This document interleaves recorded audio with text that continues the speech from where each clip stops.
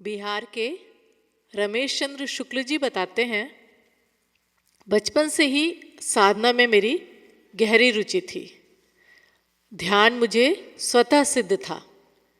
तरह तरह के अनुभव होते थे जिन्हें किसी से कहने में भी मुझे डर लगता था, पर धीरे धीरे उनका अर्थ समझ में आने लगा।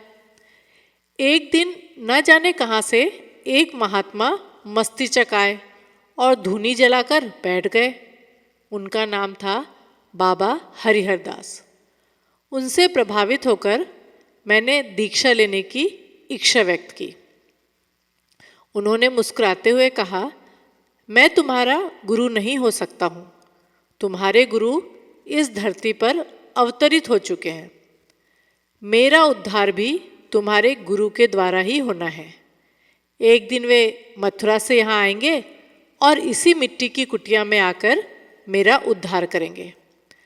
बाबा हरिहर दास ने जिस दिन मुझे यह बात बताई, उस दिन के पहले से ही मेरे सपने में एक महापुरुष का आना शुरू हो चुका था। वे खादी के धोती कुर्ते में नंगे पांव आया करते थे। उनके चेहरे से अलौकिक आभा टपकती रहती थी। जब भी वे मेरे सपने में आते, मैं यंत्र चालित सा उनके चरणों में अपना माथा टेक देता। फिर वे मेरा सिर सहलाकर मुझे आशीर्वाद देते और बिना कुछ कहे वापस चले जाते। वर्षों तक यही क्रम चलता रहा। लेकिन एक रात ऐसी भी आई जब उन्होंने अपना मौन तो तोड़ दिया। उन्होंने मुझसे कहा, अभी कितने दिन यहाँ रहना है? मैं वहाँ तुम्हारी राह देख रहा हूँ। तभी से एक अनजानी सी बेचैनी मेरे अंदर घर कर गई। अब तक मुझे इतना आभास हो चुका था कि यही मेरे पूर्व जन्म के गुरु हैं। लेकिन प्रश्न यह था कि इस अवतारी चेतना को मैं कहाँ खोजूं? कुछ ही दिनों बाद देवयोग से मैं मथुरा पहुंचा। वहीं पर मुझे मिले बार बार मेरे सपने में आने वाले मेरे परम पूज्य गुरुदेव युग ऋषि श्री राम शर्मा आचार्य। पहली ही मुलाकात में उनसे मुझे ऐसा प्यार मिला कि मैं उन्हीं का होकर रह गया। उनके पास रहते रहते करीब 4 वर्ष बीत गए थे। आचार्य श्री के मार्गदर्शन में साधना और उपासना के बल पर मैं अपने जीवन में होने वाली अनेक घटनाओं के बारे में जानने लग गया था। इसी क्रम में एक दिन मुझे अपनी मृत्यु के समय का ज्ञान हो गया। तब मैंने पूज्य गुरुदेव से कहा, इस शरीर से आपकी सेवा अगले 3-4 महीने तक ही हो सकेगी। गुरुदेव ने पूछा, ऐसा क्यों? मैंने मुस्कुराते हुए कहा, मेरी मृत्यु होने वाली है। मरने के बाद भूत बनकर शायद आपकी सेवा कर सकूं, पर इस शरीर से तो सेवा नहीं हो पाएगी। जवाब में पूज्य गुरुदेव भी मुस्कुराने लगे। उन्होंने कहा, तुम्हें इसी शरीर से मेरा काम करना है। कुछ दिन और बीत गए।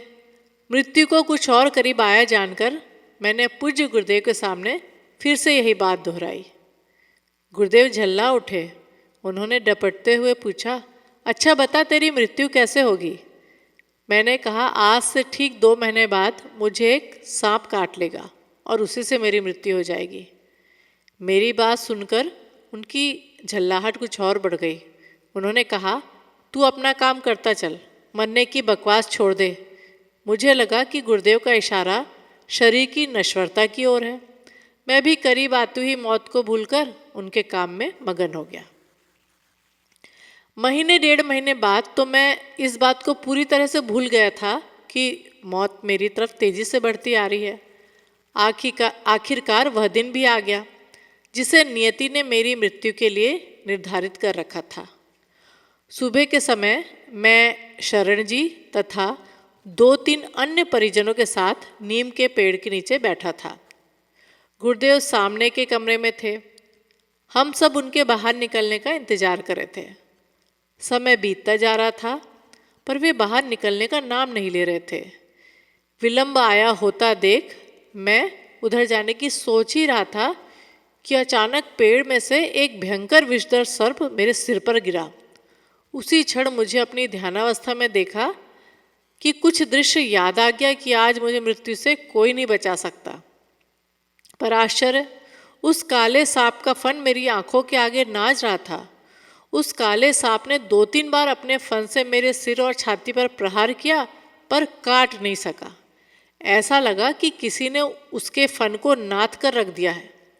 अपने जीवन में समय को पूरी तरह से साध लेने वाले मेरे गुरुदेव कुछ समय बीत जाने पर आज कमरे से बाहर क्यों नहीं निकले, यह बात अब मेरी समझ में आ चुकी थी।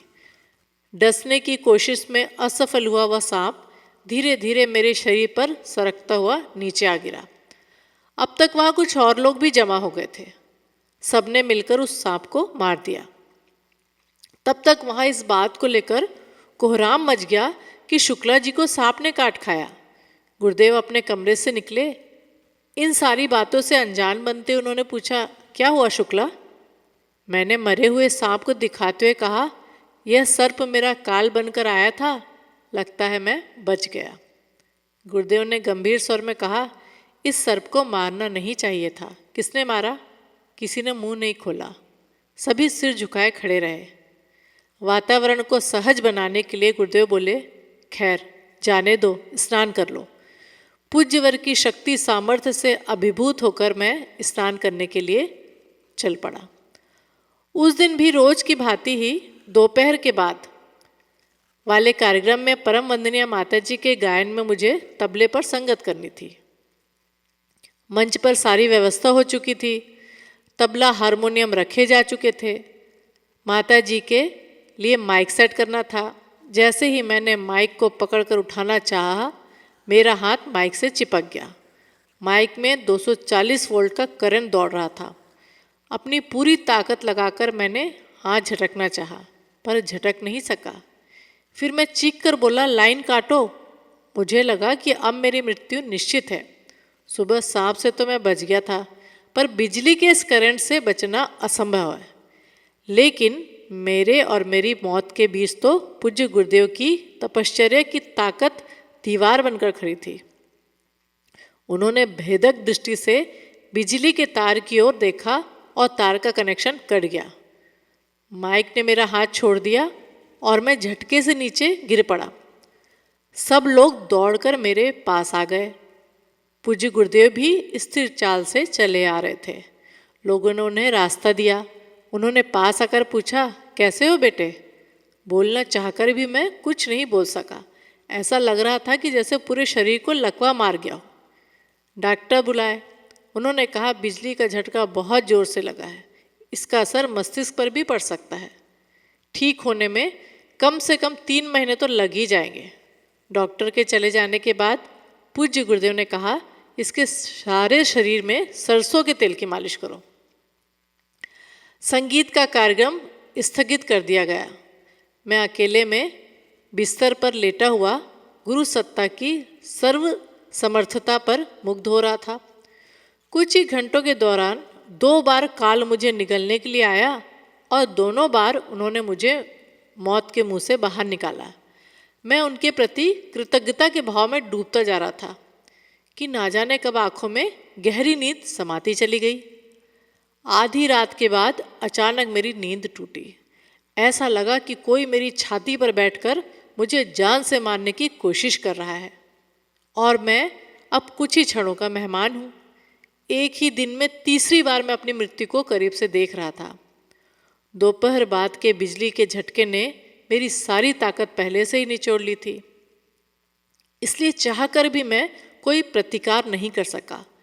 जब मुझे लगा कि अगली कोई भी सांस मेरी अंतिम सांस साबित हो सकती है, तो मेरे मुंह से सिर्फ 2 ही शब्द निकले, हे गुरुदेव। उनका नाम लेना भर था कि मेरी छाती पर सवार मेरा काल शून्य में विलीन हो गया। इस प्रकार परम पूज्य गुरुदेव ने विधि के विधान को चुनौती देकर एक ही दिन में 3 बार मुझे नया जीवन दिया। सुबह होते ही पत्नी ने पूज्य गुरुदेव के कल के आदेश का पालन करने की तत्परता दिखाई।